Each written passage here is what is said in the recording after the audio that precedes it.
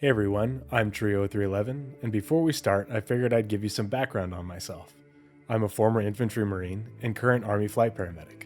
As a marine, I went on multiple combat deployments to Iraq in the early and mid-2000s. On each deployment, I sailed to Iraq aboard US Navy ships that we called amphibs, and spent considerable time on board these ships during training exercises in between deployments. Those experiences, coupled with my love of science fiction and particularly Star Citizen, are the impetus for this discussion. I'm dedicating this video to my Marine brothers who didn't make it home.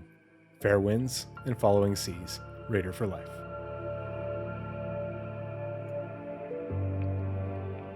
Star Citizen, and by extension Squadron 42, have numerous capital ships that we players tend to salivate over. Whether they're civilian designs that we already have in-game like the Origin 890 Jump, or ships in concept that are waiting for their turn in development for numerous reasons like the Consolidated Outland Pioneer, or UEE Navy exclusives such as the RSI Bengal Carrier, which have only recently been seen in the persistent universe. The scope and scale of these ships is captivating to say the least. Regardless of how you feel about the pace of development, or if development of these ships should be a higher priority or not, it is safe to say that the allure of these massive spaceships has been a significant draw to Star Citizen and Squadron 42. There are numerous capital-class ships, both civilian and military, that have yet to go into production.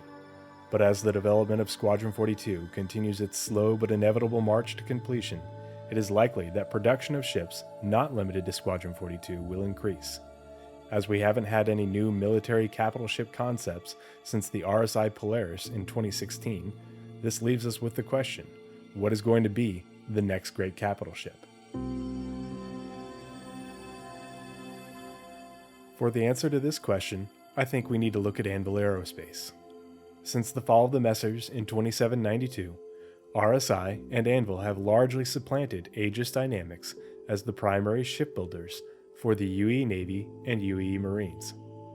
A recent leak from Squadron 42, along with supporting lore, all but confirms that RSI not only produces the Bengal and Polaris, but shows that they're also the producers of what appear to be a battlecruiser, as well as what appears to be an escort carrier, potentially an updated version of the Pegasus. Would you like to know more? Watch my video about the specific shot showing these ships and the lore behind them. Link in the description below.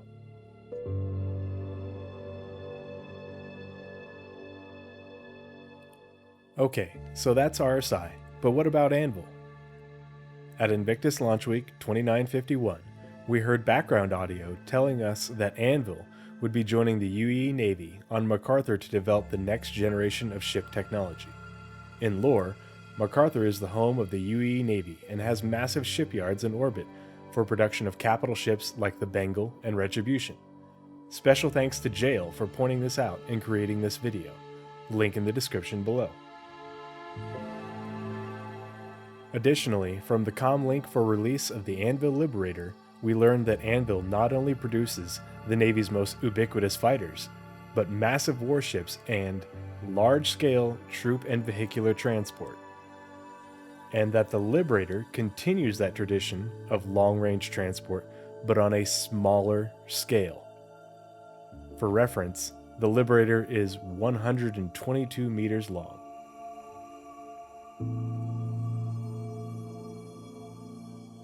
While everyone salivates at the mention of massive warships made by Anvil, I am somewhat less enthused. I believe that these are likely replacements for the aging Idris, and maybe even the Javelin, which have been in service with the UE Navy for 400 and 260 years respectively. And while the newer capital ships from RSI and Anvil are largely responsible for the UEE being able to halt the Vanduul advance and defeat them twice, I think it is the likelihood of a UE effort to counterattack against the Vanduul and try to retake previously human-held systems that best informs what the next great capital ship will actually be. To defend the Empire, we must attack! And we have to be committed to that attack, whatever the cost may be. We have to use the power of human innovation to reclaim these so-called red systems and strike strike back at the enemy!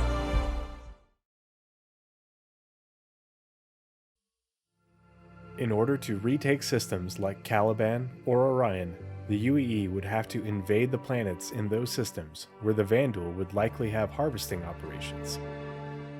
Anvil used supercomputers to conduct war games to come to this conclusion, which led to the development of the Valkyrie for conducting those mass landings.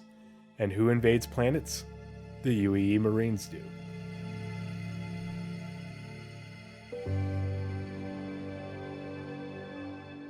The UEE Marines are the shock troops and special forces of the UEE military.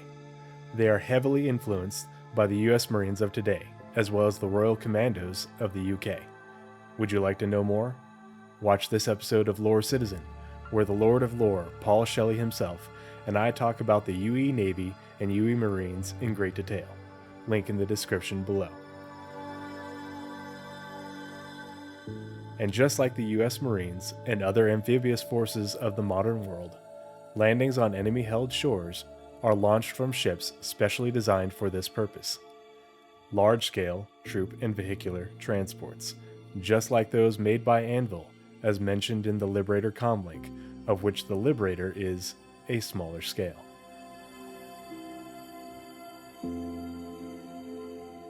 Now before you say it, let me stop you and tell you that this is not what a Liberator is. Not only is the Liberator a civilian ship, but the Liberator is a transport designed to take troops and vehicles on relatively short trips, not be embarked for extended periods.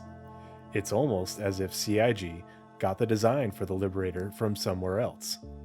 Additionally, you might wonder why not just land a Kraken or an Idris and use that to drop off vehicles and troops.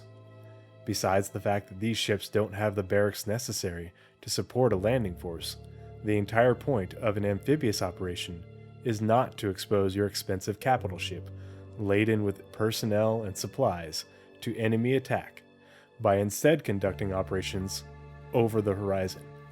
This is especially true given that the process of landing these behemoths on a planet will be slow, tedious, and dangerous, leaving you extremely vulnerable to attack.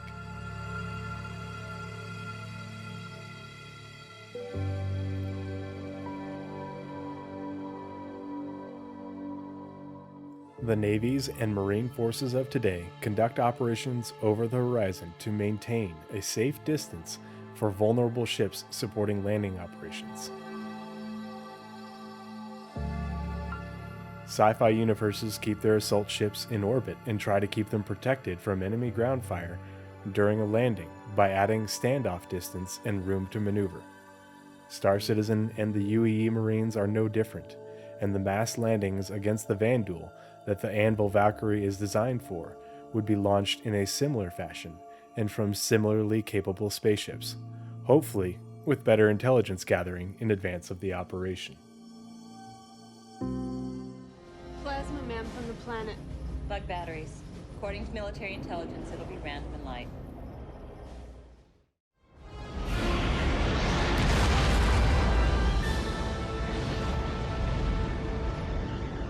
This isn't random or light. Someone made a mistake. That's it. We're empty, ma'am.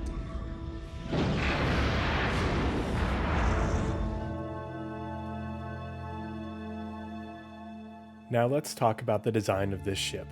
For the purpose of discussion and illustration for this design, I will be using the Idris. Despite being a frigate and made by Aegis, the Idris possesses several important features that are a good starting basis for comparison. Namely, it has a long central fly-through hangar, which is ideal for launching a landing force, as well as re-embarking them back on board after an operation. Below that is the small hangar for an Argo MPUV, which gives us the basis of what we would be using for the cargo and vehicle bay, running below the hangar on our ship in question. This cargo bay would run the length of the hangar, essentially to where the railgun would be on the bottom of the Idris. The Idris also has multiple decks, with compartment space spanning those decks on either side of the hangar, giving you a space for berthings where your troops would reside, just like on the amphibs of today. Lastly, it has a medical bay, an armory, and a brig, all important features for a ship carrying a unit of combat-ready Marines. And while the ship we're discussing wouldn't have an offensive armament like the Idris's railgun and ship-to-ship turret, it would likely have multiple defensive turrets and would be similarly armored to protect its vital cargo from attack. For this last part of the discussion, I've used assets from the Starjump Fleet Viewer to create some visual references of what I've imagined for the scale of the Anvil LPD. Fleet Viewer is a fantastic tool, and the team at Starjump have put in a lot of great work into their suite of tools for the community. Go check them out, link in the description below. The Idris is not, however, a good fit for the role of what I'm going to refer to as an LPD, or Landing Platform Dock, which is the smaller type of amphib in use by the US and other navies of the modern world. Its hangar is too small to fit a Valkyrie, the dropship of choice for the UAE military. It also doesn't have a cargo and vehicle bay sufficient for deploying those vehicles on board a dropship in the hangar. Cargo and vehicle hold operations do not mix with hangar and flight deck operations. The two must be separate. This is an essential part of the design of every amphib in use today. For discussion purposes, let's assume that one of the variants that CIG has said they're considering for the Valkyrie in its Q&A is a heavy vehicle variant, like the LAT-C from Star Wars The Clone Wars. Our LPD needs to be able to hold not only 2 Valkyries, but also have a cargo and vehicle bay big enough for 2 Tumbril Novas or other heavy vehicles like an Anvil Spartan, and sufficient cargo for supplies to support a Marine landing. This cargo and vehicle bay would also need lifts up to the hangar capable of moving a Nova. Because we know what the hangar size metrics are from CIG, we can extrapolate how large our LPD's hangar would need to be to accommodate 2 Valkyries using 2 small size hangars, as well as 2 tiny or extra small hangars to represent the space for heavy vehicle lifts down to the cargo and vehicle bay below the hangar. I was able to find the rough dimensions for the Idris's hangar, although these are unconfirmed, so take them with a grain of salt. They do fit, however, given what we know about the layout of the ship and the hangar itself, and what the Idris's actual dimensions are, which we do know for certain. This tells us that while our LPD would need to be wider than an Idris by at least 23 meters, it would not need to be longer, given that the Idris's hangar does not come close to running the length of the ship itself. Our LPD also would likely only need to be slightly taller than an Idris, about 5 meters or so, to accommodate the hangar and the cargo and vehicle bay below it, due to the size of the Idris's hangar and its railgun in comparison. For additional reference, we can look at the Idris versus the Kraken. The Kraken is narrower than the Idris, but it is also taller and longer than the Idris.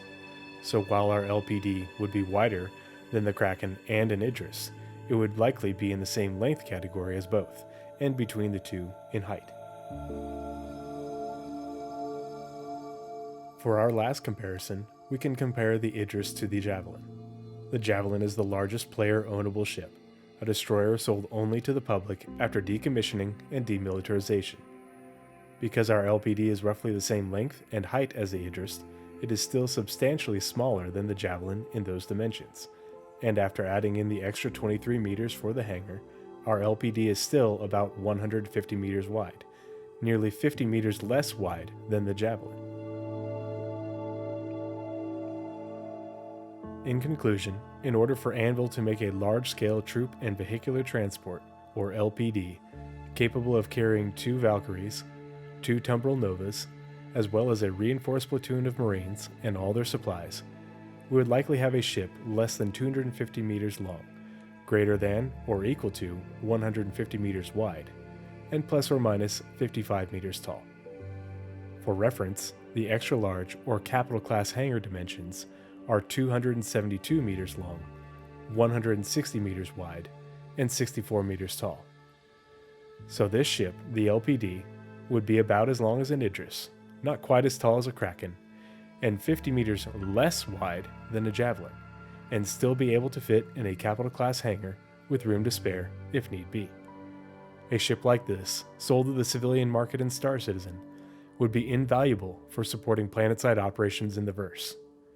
Whether you're rooting out pirates dug in at a base on the ground, mining on the planet's surface, salvaging a large wrecked planetside, building a more permanent base, or providing humanitarian aid and disaster relief, an LPD in Star Citizen would be an invaluable capital ship for the same reasons they are utilized by so many navies today.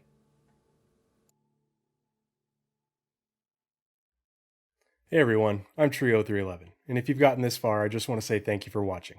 I hope you found this video interesting and informative, and that you'll consider watching some of my other videos, podcasts, or joining me live when I stream. If you haven't watched one of my streams, you might not be aware that my content, whether on YouTube or Twitch, is all charity driven. You heard that right.